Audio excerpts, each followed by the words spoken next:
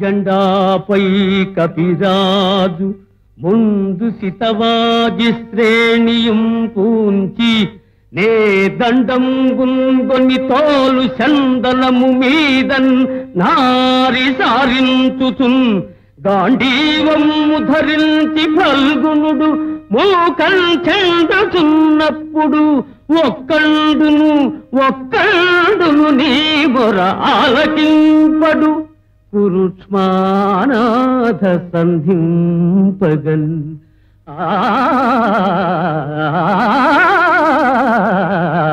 ఒక్కండును నీ మొర ఆలకింపడు. సంతోషంబున సంధిసేయుదురే వస్త్రం ఊచుతో ద్రౌపదీ కాంతం దూచిన నాడు చేసిన ప్రతిజ్ఞల్ దీర్ప భీముండు నీ పొంతన్నీ సహజన్మురమ్ము రుధిరమ్ముండ్రావులాడైనా సంతోషంబున సంధిసేయుదురే నిశ్చింతం తగ్గదయున్ పదూరు యుగముల్ ఛేదించునాడే నీయున్ ఒక్కండును నీ మొర ఆలకింపడు కురుష్మానాథ సంధింపగన్. వాసుదేవ, నీ విభీషికలకు వెరచి అభిమానధనుడైన సుయోధనుడు సంధికి అంగీకరించడు. సంగరంలో నాకు పరాజయమే దైవలిఖితమైతే ఎవ్వరూ తప్పించలేదు. పాండవులకు 5 ఊళ్ళు కాదు కదా, సూది మనం మోపినంత చోటు కూడా ఇవ్వను. సుయోధన, ఇంతవరకు కర్ణుని దుర్బోధలు విని చెడిపోయిన ఇప్పుడు వాసుదేవుని హితబోధ వినక కురువంశాన్ని సర్వనాశనం చేయాలి. అతి సులభంగా పరిష్కరించదగ్గ సమస్యకు ఇంత రాద్ధాంతం అక్కర్లేదు. ఈ కురు సామ్రాజ్యం నీది. నీ దయతో అన్యులు అనుభవిస్తున్నారు. నీ రాజ్యం నీవు తిరిగి గ్రహించి నీ ఇష్టం వచ్చిన వారికి దానం చేయి. ఎవరు కాదనగలరో చూద్దాం. మునిచంద్రమ, తపస్సులైన తమకి రాజకీయ ప్రసక్తి అసంగతం. ఏది మనసు వచ్చిన వారికి ఇప్పించండి ఈ రాజ్యం. ఎలా ఇస్తారో నేను చూస్తాను. నా వల్లనే రారాజు చెడిపోయినాడనే నింద నాకు రానే వచ్చింది. సంధికెవరెంత ప్రాధేయపడినా రారాజు వినడు, రాధేయుడు విననివ్వడు. ఇందుకు సహించక ఎవరు ఆగ్రహించినా ప్రతిఘటించడానికి సిద్ధంగా ఉన్నారు. కర్ణ, ప్రతిఘటిస్తావుగా? మహేంద్ర ప్రసాదితమైన శక్తి ఉన్నదనేగా నీకా దుస్తామతం. ఆ శక్తి అర్జునుని తప్ప అన్యులలో ఒక్కరిని మాత్రమే హరించుగా. కలవరపడకు, నాగాస్త్రం ఉందిగా. ఆ నాగాస్త్రం గురి తప్పుగా. భయపడకు రారాజా. భూదేవులు, మునిదేవులు, గురుదేవుల వలన నేను పొందిన దీవెనలన్నీ నిజమైతే ఇప్పటికీ కర్ణుడే ఉండేవాడు కాడు. కౌంతేయుల కోసమే కర్ణుడు జన్మించాడు. సలహాసనుడనైనా కర్ణుని సలహా నాకు నచ్చలేదు. దైవబల సంపన్నులైన పాండవుల ముందు ఈ మానవ బలం నిష్ప్రయోజనం. సుయోధన, ధర్మభ్రష్టుడవై రాజవంశం నాశనం చేయకు. కౌరవ పాండవులు కలిసి మెలసి సామ్రాజ్యం శాసిస్తూ ఉంటే కన్నుల విందుగా చూసే భాగ్యం కలిగించున్నాయి. సుయోధన, మృగరాజున్న వనమే సురక్షితం. పాండవులు లేని కురువంశం అరక్షితం. నిరక్షీరాల వలె కలిసిమెలసి సుఖించండి. రారాజా, ధర్మావతారుడైన పాండవాగ్రజునితో స్నేహం నీకు నీ సోదరులకు క్షేమం. నాయన, వాసుదేవుని మాట మన్నించి మన వంశాన్ని రక్షించి. ఈ ధోరణి చూస్తే నిన్ను కాళ్ళు చేతులు కట్టివేసి గోపాలను పాదాలపై పడవేసి. అవును బాలుడు, మనం ఆలస్యం చేస్తే మనం చేయదలిచిన పని వాళ్ళే చేస్తాం. దుశ్శాసన,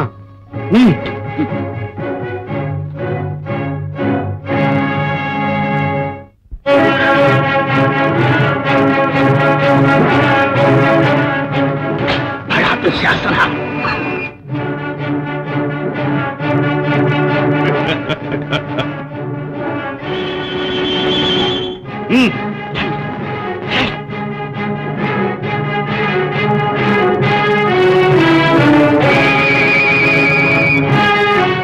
ధాతరాష్ట్రాగ్రజ దుర్యోధన. ఒక్కని చేసి నన్నిచట ఉక్కడగింపదలంచినావే, నేనెక్కడ పోగలాడా, ఇక ఇక్కడ చిక్కితి పక్కి కైవడిన్ దక్కితి నీకు, పట్టు మొగి దక్కకు మిట్టిటు చేరరమ్ము, బల్ చక్కని ఊహ పుట్టే అనుజన్ములతో అరుదెమ్ము పార్థివా, ఒక్కని చేసి నన్నిచట ఉక్కడగింపదలంచినావే, నేనెక్కడ పోగలాడా.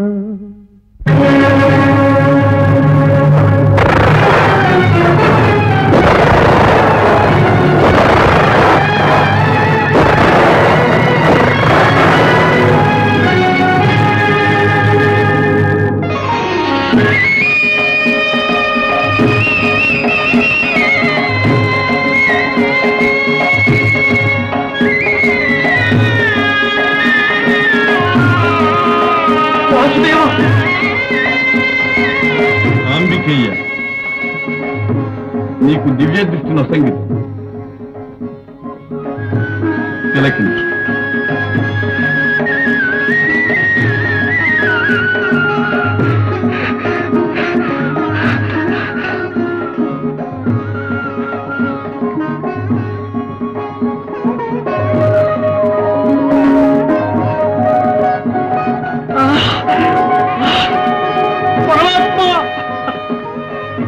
పరమయోగులకు కూడా లభించిన నీ దివ్య దర్శనం నీ కరుణాకటాక్షం వల్ల నాకు లభించింది.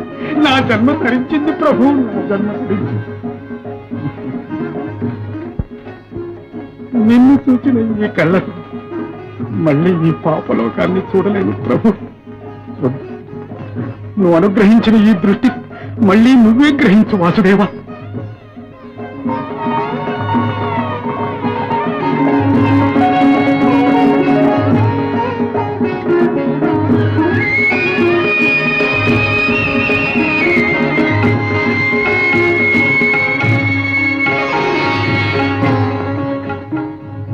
గురు సార్వభౌము, విధి బలీయము, యుగ సంధి ఆసన్నమైనది, నీ అభిష్టమే అగుగా, సంగ్రామమే జరుగుగా. కథన దుందుభులులోగే